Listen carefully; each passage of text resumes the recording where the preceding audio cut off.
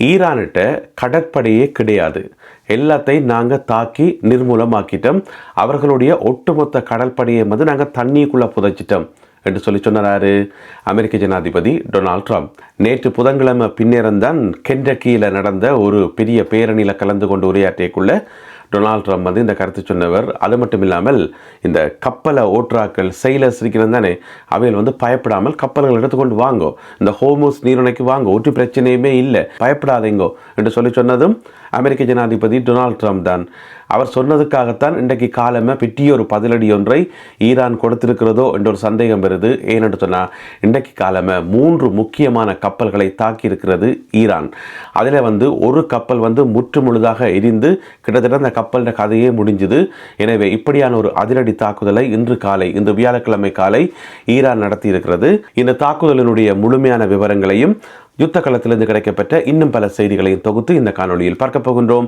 Tamizhadiyan world YouTube சேனலுக்கு உங்கள் அனைவரையும் வருகவென அன்புடன் வரவேற்கின்றேன். வாருங்கள் காணொலிக்குள் போகலாம். மொத்தம் 3 கப்பல்கள், அதில் வந்து ஆயில் டேங்கர்ஸ், சரக்கு கப்பல்கள் எல்லாமே இருக்குது. அதில் 2 கப்பல்கள் தாக்கப்பட்டது எங்கே என்று பார்த்தீங்கன்னு சொன்னால் ஈராக்குக்கு அண்மையாக ஈராக்கிய கடலில் வச்சு தாக்கப்பட்டிருக்கிறது. மற்ற கப்பல் 3வது கப்பல் எங்கே தாக்கப்பட்டிருக்குன்னு சொன்னால் துபாய்க்கு அருகில் வச்சு ஹோர்முஸ் நீரிணைக்கு பக்கத்தில் வச்சு தாக்கப்பட்டிருக்கிறது. இந்த 3 கப்பல்களினுடைய விவரங்களையும் முதல்ல பார்ப்போம், பிறகு எப்படி தாக்கப்பட்டுன்றதை பிறகு பார்ப்போம். முதலாவது கப்பல் பார்த்தீங்கன்னு சொன்னால் அமெரிக்காவுக்கு சொந்தமான கப்பல். அந்த கப்பலினுடைய பேரே வந்து கொஞ்சம் வித்தியாசமாக இருக்கும். சேஃப் சி விஷ்ணு என்று சொல்லப்படுற இந்த கப்பல் ஆக்சுவலாக அமெரிக்காவுக்கு சொந்தமானது. ஆனால் எந்த நாட்டினுடைய கொடி அதில் பறந்துள்ளது என்று சொன்னால் மார்ஷல் தீவுகள் என்று இருக்குது தானே, அமெரிக்காவுக்கு பக்கத்தில் மார்ஷல் தீவுகள் என்று சொல்லி அந்த நாட்டுக்கு சொந்தமான கொடி தான் அதில் பறந்து கொண்டிருந்தது. இது முதலாவது கப்பல். 2வது கப்பல் பார்த்தீங்கன்னு சொன்னால் கிரீஸுக்கு சொந்தமான கப்பல். அந்த கப்பலினுடைய பேர் என்னென்று பார்த்தீங்கன்னு சொன்னால் செஃபிரோஸ். இப்போ நீங்கள் படத்தில் பார்க்குற இந்த கப்பல், இதில் வந்து எந்த நாட்டு கொடி பறந்து கொண்டிருந்ததுன்னு சொன்னால் மோல்டா நாட்டு கொடி வந்து பறந்து கொண்டிருந்தது.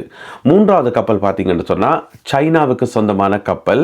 ஆனால் அதில் வந்து லிபேரியா நாட்டு கொடி பறந்து கொண்டிருந்தது. அந்த கப்பலினுடைய பேர் வந்து சோஸ் பிளெஸிங் என்று சொல்லப்படுற இந்த கப்பல். இந்த 3 கப்பல்களும் தான் இன்றைக்கு ஈரானால் தாக்கப்பட்டிருக்குது. இதில் எங்களுக்கு ஒரு சந்தேகம் கொண்டு வரலாம், அதென்ன இந்த நாட்டு கப்பல் அந்த நாட்டு கொடியோடு என்று சொல்லி. ஏன்னு சொன்னால் அமெரிக்காவினுடைய கப்பல், ஆனால் அதில் வந்து மார்ஷல் தீவுகளினுடைய கொடி அதில் பறந்துருக்குது. அதே மாதிரி கிரீஸுக்கு சொந்தமான கப்பலில் இதுக்கு மோல்டா கொடி பறந்து என்று சொன்னால் அதுக்கு காரணம் அந்த கப்பல் வந்து எந்த நாட்டில் ரெஜிஸ்டர் பண்ணப்பட்டிருக்குன்றதான். இப்போ அமெரிக்க கப்பலினுடைய ஓனர் வந்து அமெரிக்காவில் இருப்பார். அந்த கப்பல் வந்து அமெரிக்காவுக்கான சேவைகளை தான் செய்துருக்கும். ஆனால் அதை கொண்டு போயிட்டு மார்ஷல் தீவுகளில் வந்து ஏன் ரெஜிஸ்டர் பண்ணுறேன்னு சொன்னால் அதுக்கு நிறைய காரணங்கள் இருக்குது. ஒன்று வந்து நிறைய காசு செலவழிக்க தேவையில்லை, டேக்ஸ் குறைவு, இந்த மாதிரி நிறைய விஷயங்கள் இருக்குது. அது மட்டும் இல்லாமல் ஒவ்வொரு நாடுகளினுடைய கடல் சட்டங்கள் வந்து வித்தியாசமானது. அப்போ எந்த நாட்டு கடல் சட்டம் வந்து மிக இலகுவானதோ, எங்கே குறைஞ்ச காசில் ரெஜிஸ்டர் பண்ணலாமோ அங்கே கொண்டு போயிட்டு ரெஜிஸ்டர் பண்ணலாம். உதாரணமாக இப்போ இங்கே யூகேல வந்து ரெஜிஸ்டர் பண்ணுறேன்னு சொன்னால் பெரிய ப்ராசஸ், நிறைய டேக்ஸ் கட்ட வேண்டியிருக்கும், பெரிய செலவு. இதே கப்பலை கொண்டு போயிட்டு மோல்டாவில் பதிவு செய்தால் சரியான கொஞ்சம் காசில் வந்து ரெஜிஸ்டர் பண்ணிட்டு போய்கொண்டே இருக்கலாம்.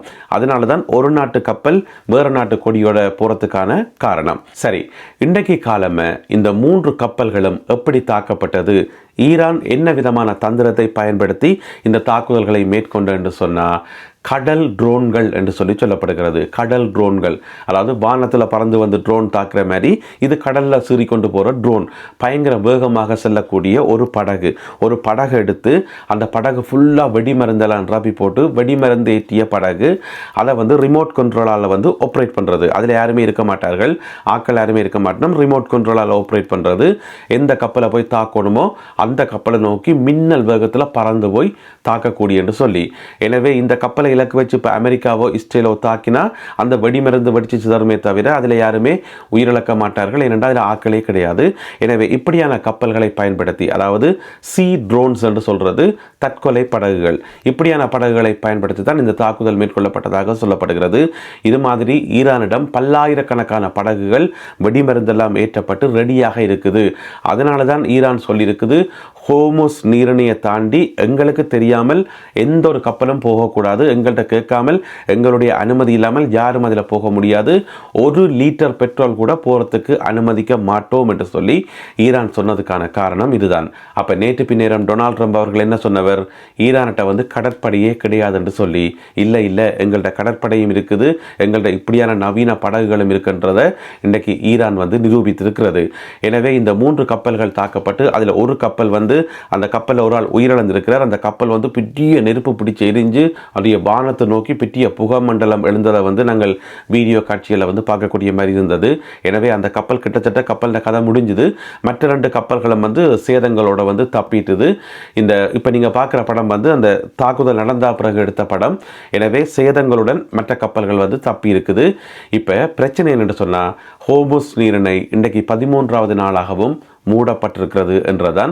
அதில் வந்து ஒரு சில கப்பல்கள் மட்டும், அதாவது ஈரானால் அனுமதிக்கப்பட்ட ஈரானினுடைய நட்பு நாடுகளைச் சேர்ந்த கப்பல்கள், ஒரு சில கப்பல்கள் மட்டும்தான் அதில் போகக்கூடிய மாதிரி இருக்கே தவிர மற்றபடி கப்பல் போக்குவரத்து நிறுத்தப்பட்டிருக்கிறது.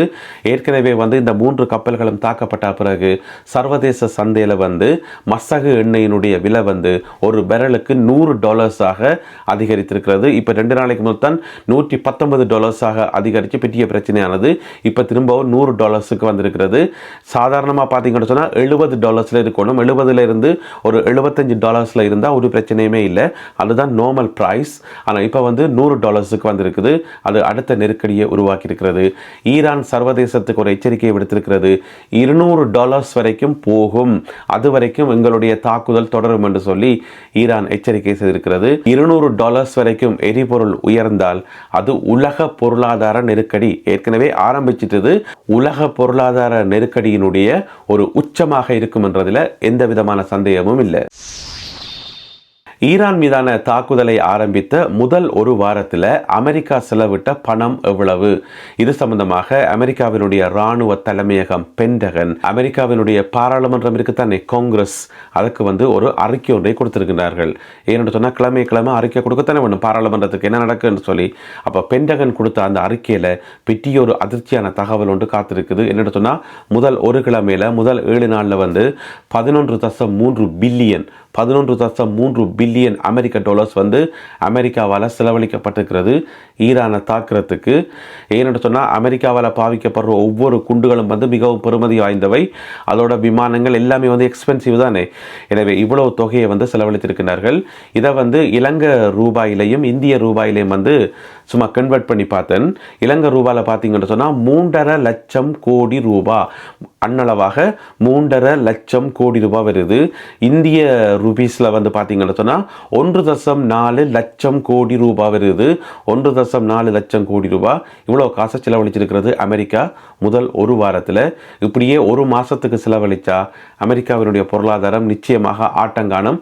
அமெரிக்க மக்கள் வீதியில் இறங்கி போராட ஆரம்பிப்பார்கள். ட்ரம்ப் நிர்வாகத்துக்கு எதிராக ஒரு கடுமையான எதிர்ப்புணர்வு ஒன்று உருவாகும் என்றதை இப்பவே பொருளாதார அறிஞர்கள் கணித்துள்ளார்கள்.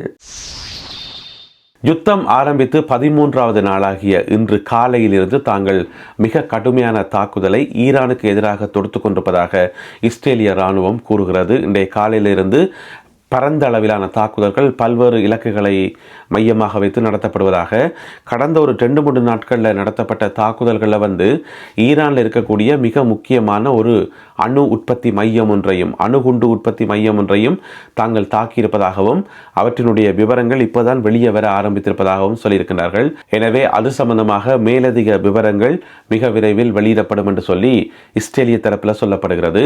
அதே வேளையில் நேற்று புதன்கிழமை இரவு இஸ்ரேலினுடைய பல பகுதிகளை இலக்கு வைத்து ஹெஸ்புல்லா அமைப்பால 200க்கும் அதிகமான ராக்கெட்ஸ் வந்து ஏவப்பட்டதாக சொல்லப்படுகிறது. அதனையும் இஸ்ரேலிய படைத்தரப்பு தான் சொல்லியிருக்கிறது. அவற்றிலே பெரும்பாலானவை தடுக்கப்பட்டுள்ளதாகவும் சுட்டு வீழ்த்தப்பட்டுள்ளதாகவும் இஸ்ரேலிய இராணுவம் கூறுகிறது. அமெரிக்க இராணுவத்தினுடைய மத்திய கட்டளை பணியகம் சென்ட்காம் ஒரு வீடியோ ஒன்றை வெளியிட்டிருக்கிறார்கள். அதைத்தான் இப்போ நீங்கள் பார்க்குறீங்கள். இதில் வந்து பார்த்தீங்கன்னு சொன்னால் ஈரானிய வான்படைக்கு சொந்தமான பல விமானங்களை தாங்கள் தாக்கி அளித்திருப்பதாக அதற்குரிய ஆதாரமாக இந்த வீடியோவை வெளியிட்டிருக்கிறார்கள். அமெரிக்க இராணுவத்தினுடைய மத்திய கட்டளை பணியகமாகிய சென்ட்காம் இந்த ஒரு வீடியோவை வெளியிட்டுள்ளார்கள். தற்போது கிடைக்கப்பெற்ற செய்தி ஒன்று, துபாயில் இன்று காலை தொடக்கம் பல ட்ரோன் தாக்குதல்கள் இடம்பெற்றிருப்பதாக துபாய் மீடியா ஹவுஸ் என்று சொல்லப்படுற அமைப்பு தெரிவித்திருக்கிறது. பல ட்ரோன்களை தாங்கள் எதிர்கொண்டு தடுத்திருப்பதாக மேலதிக விவரங்கள் வெளியாகல விரைவில் வெளியிடப்படும் என்று சொல்லப்படுகிறது. எனவே துபாயிலிருந்து கிடைக்கக்கூடிய அந்த தகவல்கள் மற்றும் யுத்த களத்திலிருந்து கிடைக்கக்கூடிய ஏனைய தகவல்கள் அனைத்தையும் தொகுத்துக்கொண்டு இன்னும் ஒரு காணொலியில் உங்களை நான் சந்திக்கின்றேன். அதுவரை நன்றி, வணக்கம்.